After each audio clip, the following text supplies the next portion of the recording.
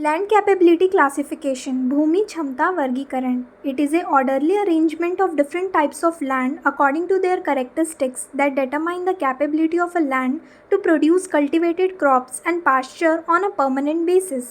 अलग अलग प्रकार की भूमि को उनके विशेषताओं के आधार पर जमाना जो उनके निर्धारण करने की क्षमता को बताता है कि वो स्थायी रूप से क्रॉप या पास्चर का उत्पादन कर सकते हैं या नहीं, उसे ही लैंड कैपेबिलिटी क्लासिफिकेशन भूमि क्षमता वर्गीकरण कहते हैं. लैंड कैपेबिलिटी क्लासिफिकेशन भूमि क्षमता वर्गीकरण को दो भाग में बांटा गया है. पहला है अरेबल लैंड कृषि योग्य भूमि.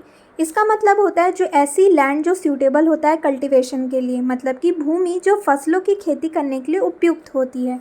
इसके अंतर्गत आता है क्लास 1, क्लास 2, क्लास 3, क्लास 4. दूसरी तरफ नॉन अरेबल लैंड होता है जिसका मतलब होता है नॉट सूटेबल फॉर कल्टीवेशन, मतलब कि भूमि जो फसलों की खेती करने के लिए उपयुक्त नहीं होती है. इस प्रकार की भूमि वानिकी जिसे बोलते हैं फॉरेस्ट, चारागाह, पास्चर, वन्य जीवन, वाइल्ड लाइफ, सब चीज़ों के लिए भूमि अनुकूल होती है. इसके अंतर्गत आता है क्लास 5, क्लास 6, क्लास 7, क्लास 8. चलिए इन्हें एक एक करके समझते हैं. पहला है अरेबल लैंड कृषि योग्य भूमि.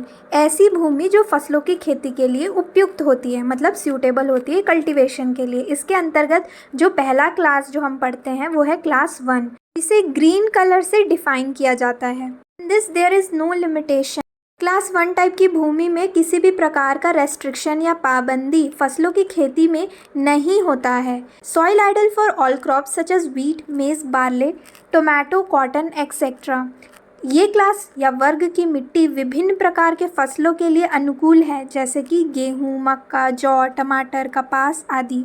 इसका एग्जाम्पल है alluvial soil of Indo Gangetic plain. Next है क्लास 2. ये येलो कलर से डिनोट किया जाता है. In this, moderate limitations are present. Some management practices are adopted for cultivation such as crop rotation, strip cropping, contour tillage etc. इस वर्ग की मिट्टी में कुछ सीमाएं लिमिटेशंस होती हैं, जैसे कि जेंटल स्लोप, मंद ढाल, मॉडरेट इरोजन हजार्ड, मध्यम कटाव का खतरा, इनएडिक्वेट सॉइल डेप्थ, अपर्याप्त मृदा गहराई या कुछ जल निकासी पाबंदियां. इस वर्ग की मिट्टी में कुछ प्रबंधन के तरीके जैसे क्रॉप रोटेशन, फसल चक्र, स्ट्रिप क्रॉपिंग, समुच्चय जुताई, कॉन्टूर टीलेज को अपनाया जाता है. इस वर्ग की मिट्टी का एग्जाम्पल है deep red soil and black soil. Class 3 इसे रेड कलर से डिनोट किया जाता है. In this severe limitations are present. Special conservation measures adopted for cultivation. इस वर्ग की मिट्टी में गंभीर लिमिटेशंस या सीमाएं पाई जाती हैं, जैसे कि मध्यम खड़ी ढलान, मॉडरेट स्टीप स्लोप, उच्च कटाव का खतरा, high erosion hazard, very slow water permeability, बहुत कम गहराई, shallow depth, low fertility, restricted root zone, unstable soil structure etcetera.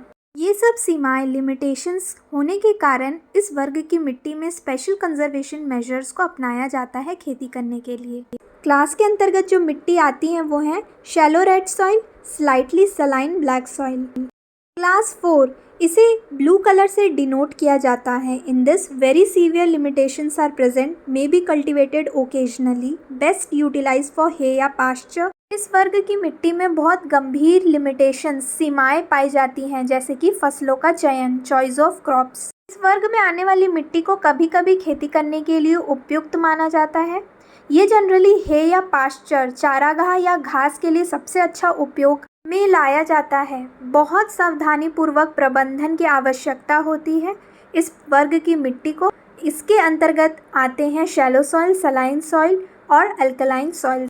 देखते हैं लैंड कैपेबिलिटी क्लासिफिकेशन का दूसरा भाग, जो कि है नॉन अरेबल लैंड, गैर कृषि योग्य भूमि. इसके अंतर्गत जो क्लासेस आते हैं उसमें से पहला क्लास है क्लास 5, जिसे डार्क ग्रीन कलर से डिनोट किया जाता है. It is not suitable for cultivation but may be use for pasture, forestry और ग्रेजिंग. इस वर्ग की मिट्टी को फसलों की खेती करने के लिए उपयोग में नहीं लाया जाता है, जबकि चारागाह, पास्चर, फॉरेस्ट्री, वानिकी या ग्रेजिंग, चराई के लिए उपयोग में लाया जाता है. इसके अंतर्गत जो मिट्टी आती है वो है arid soil, Rocky soil. Class 6 इसे डिनोट किया जाता है ऑरेंज कलर से. In this moderate limitations on use for forestry या ग्रेजिंग. इस वर्ग की मिट्टी में मध्यम सीमाएं, ये मॉडरेट लिमिटेशंस पाई जाती है चराई या वानिकी, फॉरेस्ट्री या ग्रेजिंग के लिए उपयोग करने के लिए. क्लास 7 इसे डिनोट किया जाता है ब्राउन कलर से। इन this severe limitations on use for forestry या ग्रेजिंग। इस वर्ग की मिट्टी में गंभीर रेस्ट्रिक्शंस या पाबंदी होती है इसका उपयोग